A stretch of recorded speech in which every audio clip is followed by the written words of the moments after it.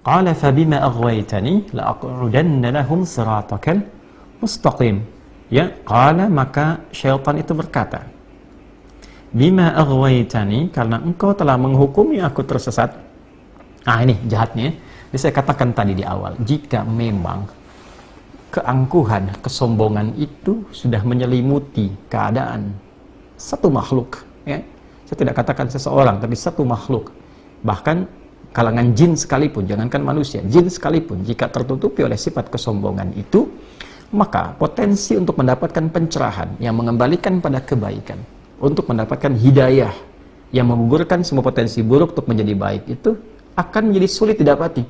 Ya, karena celah-celah mendapatkan pencerahan, kebaikan, hidayah itu tertutup oleh kesombongan tadi. Karena itu, sepintar-pintar, sejeniusnya iblis itu kan kalau dalam bahasa Yunani itu diabolis kan. Ya, diabolis itu artinya yang pintar keblinger gitu. Ya, jadi yang punya sifat kepintaran di atas rata-rata, ya. Tapi karena tertutup oleh keburukan tadi, sehingga potensi kepintaran itu tidak bisa digunakan untuk membaca kebaikan. Itu bisa terjadi. Ya, alih-alih kepintaran digunakan untuk yang baik, tapi diarahkan kepada yang buruk ketika potensi baik itu tertutup. Ya, karena itu baik itu lebih penting dibandingkan dengan berilmu. Itu poinnya. Ya, sehingga ketika yang berilmu itu baik, maka ilmunya akan digunakan kepada segala yang maslahat.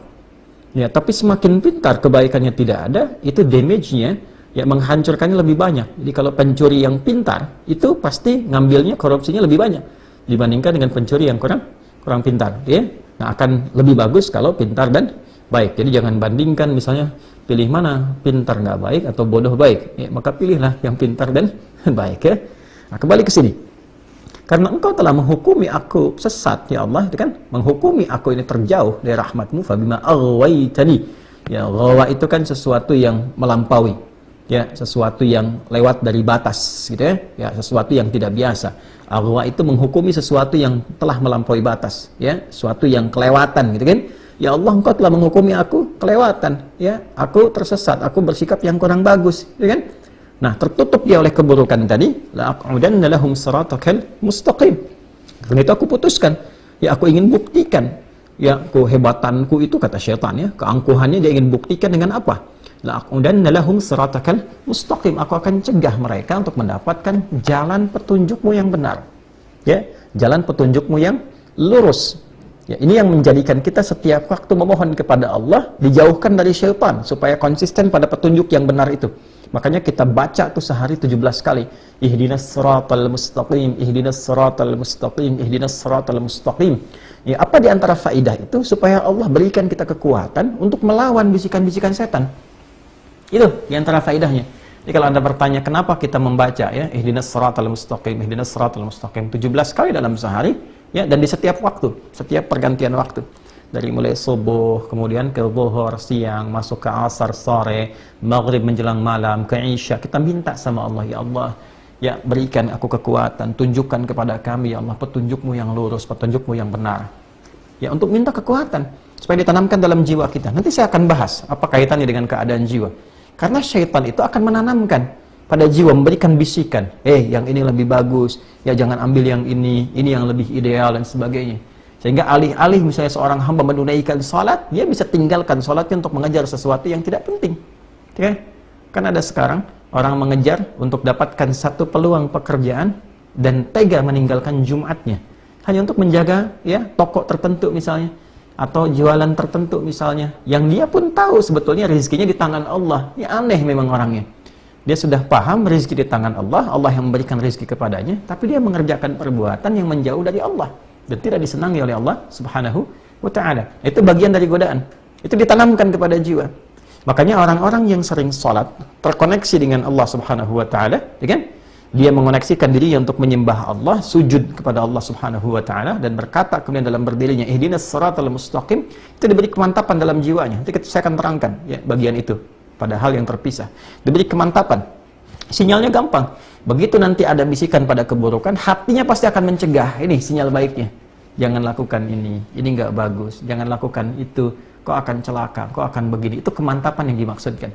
Nah, di sisi lain, syaitan, ya, telah bersumpah, dia berkata, la'aq'udanna lahum siratakal mustaqim. Ya, itu bahasanya menggunakan kata la'aq'udanna, itu sudah menggunakan tekad kemudian diisi dengan nun taukid tsaqilah lagi.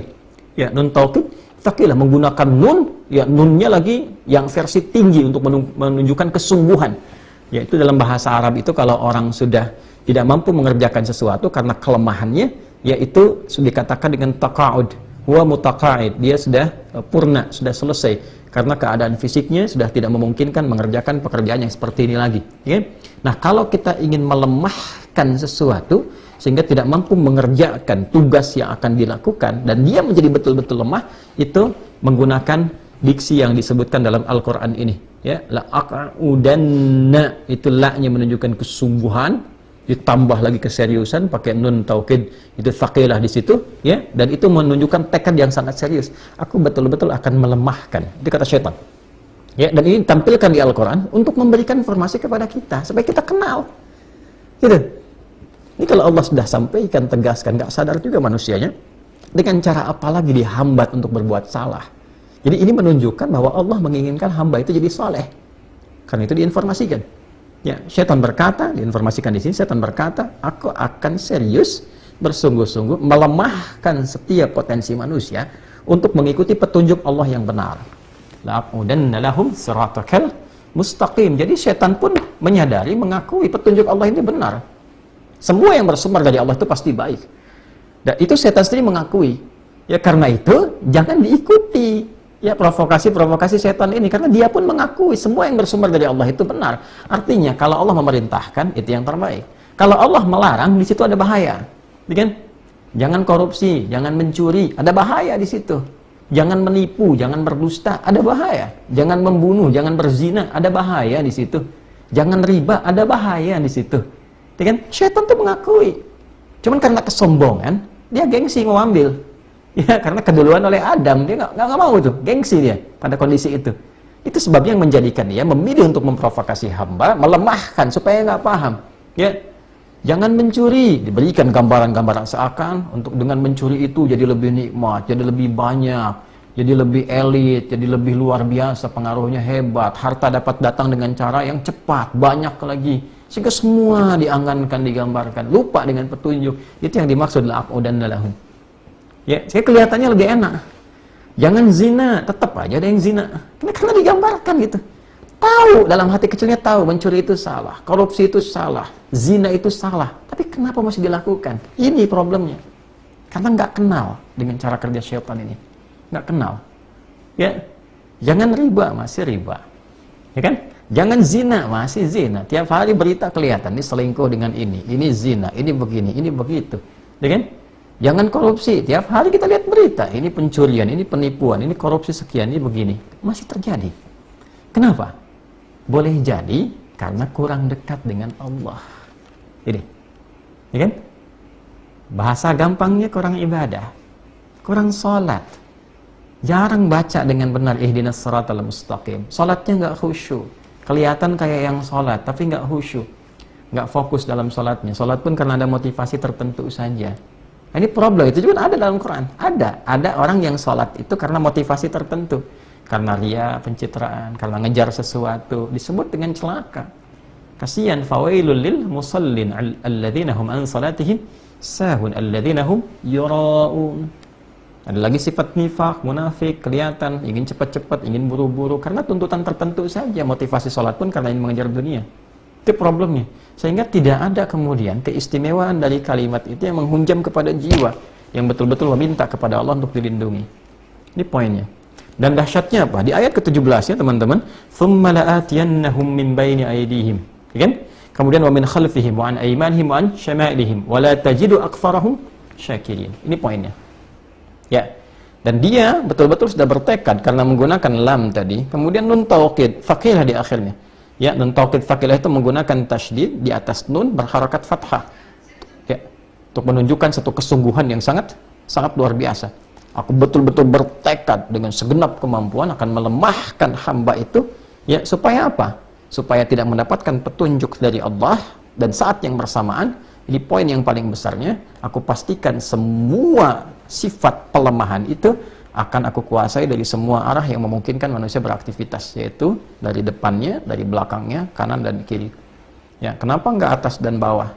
Yang pertama, pada umumnya manusia nggak ada yang beraktivitas ke atas. Pada umumnya ke depan, ke belakang, ke kanan, ke kiri. Itu ya, pada umumnya. Nah, nggak ada yang beraktivitas ke bawah. Ya, pada umumnya ke depan, ke belakang, kanan, dan kiri. Yang kedua, ada yang menafsirkan bahwa atas itu adalah jalur petunjuk. Ya, jalur yang diberikan oleh Allah untuk memberikan hidayah. Jadi nggak akan menentang itu secara langsung, nggak akan frontal. Ya, kalau nggak tersambar halilintar tuh. Ya, selesai gitu. Ke bawah pun jalur kematian, ya sudah meninggal nggak digoda lagi. Ya, nggak ada kerjaan, setan yang stres tuh kalau masih menggoda orang yang sudah meninggal dunia, nggak ada kerjaan kan.